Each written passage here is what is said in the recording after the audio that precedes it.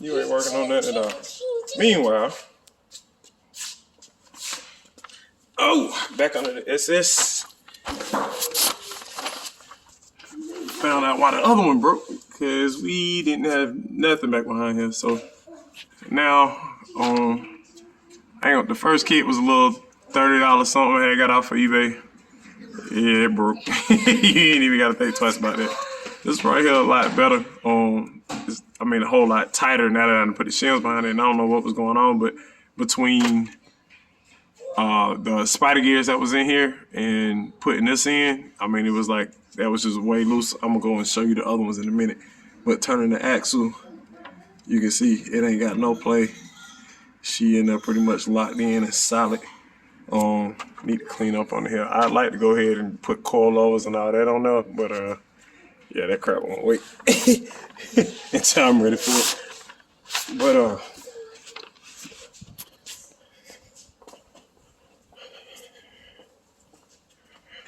crazy man, you trying to have fun? What you doing? You popping those things? So this is what we had. So basically with the other ones, because it was loose, you can see it chipped and broke that. It basically like it was just turning every time until it finally broke out of there. So it knocked a good little chunk out of there. And those were the actual blocks that held it in place. And here is my pin. I went through there. So it basically broke the pin, broke the little blocks that lock it in, all because this went up in there tight, didn't have enough, shims back here on the backside once it went into the axle. So it was doing that the whole time and just created play until those blocks just finally came out of there, broke. So got it in there, got it a whole lot tighter this time or whatever, just doing it as a quick little thing. I'll probably end up going with a 9-inch or going with a 8.5 or whatever and doing something, getting that right. But hey, we almost back in effect. Gotta put this all back together because I thought I was just gonna swap the rear end out. But since I ain't gonna swap the rear end out, here come the fun part. Because I don't know how to do the axles. Never done them before.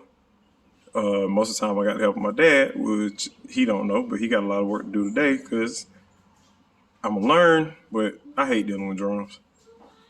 So we might be YouTubing it, or I really need to take the I think it's the Wilson the kit or whatever I need to take out on this one because it's leaking. Yeah, Wilson the kit. So basically I'm gonna be doing this on 2 cars today, and I'm getting lesson one-on-one on drums before we go to the track tonight. Speaking of the man, that's who's gonna give me all my help while he over here so-called working on Porsche parts. Right, we doing some work or no? Yes. You're not doing no work. Yes, I am. No, you're not. You being a Ninja Turtle and playing with snowballs. All right, man. Let's get to work.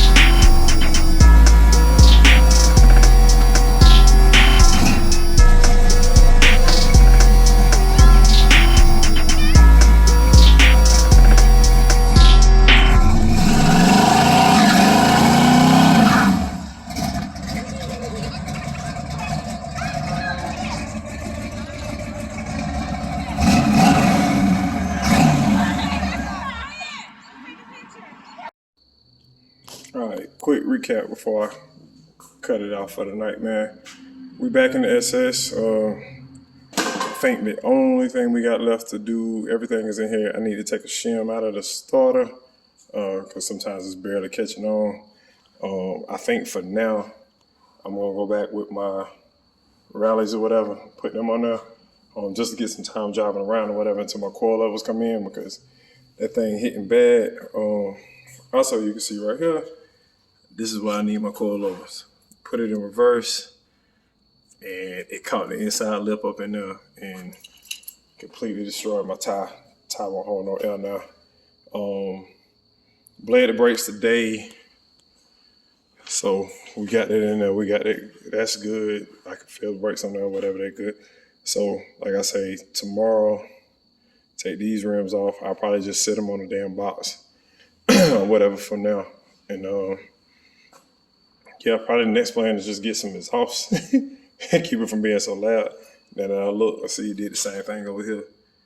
You can see where it cut the damn tie completely. I was trying to back into my garage and it got a little dip, and when it took the dip, it just, completely yanked it out. But next steps, water sanding it, going back over it, hitting it with a clear coat. After we throw that on there, whatever, get it nice and wet. I definitely need to water sand it because, like I say, I ain't got certain little spots starting to bubble up like that. I had the same thing on the fender, and when I tried to sand it, it went all the way back down to it. So I don't know what happened there because I cut the whole thing down to the metal, but it just had little hiccups like that. Putting the hood on, whoever was helping me didn't have their side, obviously. So knocked that in there. But just gonna go over it, whatever, get out them little minor nicks and stuff like that right there out. That's basically it. Go ahead, probably hook up my tag. Everything else on here is Gucci. I don't know what my fan was on. But yeah, everything else on here is Gucci. Or whatever, like I say, just sand it, going over with a flow coat. I've been trying to think of what they call that the whole time. Put my flow coat on there. And just being ready to go. Big block running good, no problems, no issues out of that. She's still strong as possible. Probably need to clean my carburetor a little bit. Also, messing with this a little bit or whatever. Say I got my cage installed. Finally got my headers and all that in there or whatever. So finally got the right headers for it.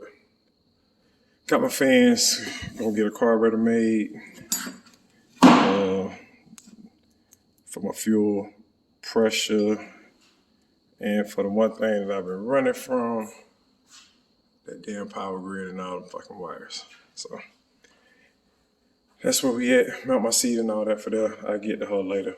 You see, I ain't even ran my cage back here through the back. She almost done. But that's where we at on her. And yeah, you next up. But as for now, we not touching you. I had threw the little 350 in here, and I ain't know, but the head gaskets and crap was blown. But I already got, I think, new gaskets over here. Yeah, I already got new gaskets right there. I can throw in there. Then on top of that, I probably got 4 or 5 sets of heads. So I'm just gonna throw a set of heads on there so I ain't gotta get these done. Yeah, I'm figuring these probably some little peanut heads anyway because it got a little 2-barrel carburetor on it. But I got an aluminum intake. I got another 4-barrel carb. I throw that on there, get her got in good and running. This one right here, we got the fuel line set. I just had to charge the battery. I see the battery had got down to like 2, so I don't know why it was running, but it might have been because that door was cracked open and the interior light was on.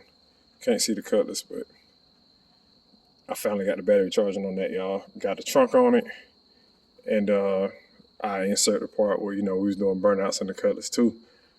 Burnouts in here. We're in all the way solid again, and we're going to start driving, get some miles on it, and paying for this expensive gas, man. So that's where we at. Always something. Garage, Fast Forward Racing Team, we out.